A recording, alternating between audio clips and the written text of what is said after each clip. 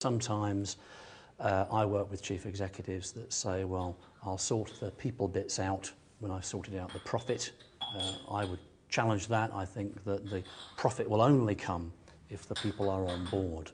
And I think what happens when companies work with me is that they see the power of turning a profit centre into a passion centre.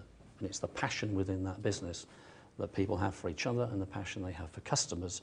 It's that energy, that commitment that really does transform the business. On the customer side, I talk about how companies are managing their top 10. And I think that the strategies, the systems and the skills needed for managing the top 10 customers are quite different from managing the other customers. And I help members understand that, and hopefully they go away with a whole string of actions that they are going to implement within those top 10 customers.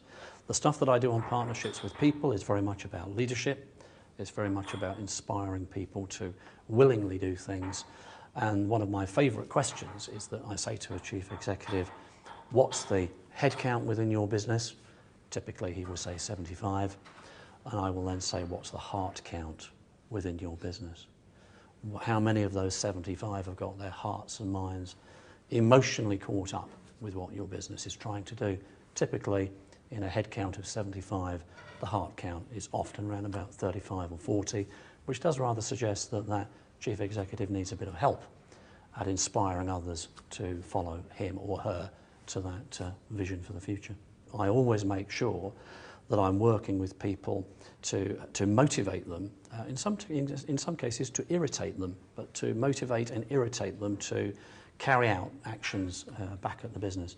And typically in both of those areas, the customer bit and the people bit, people will go away with a whole bank of actions that will transform their businesses.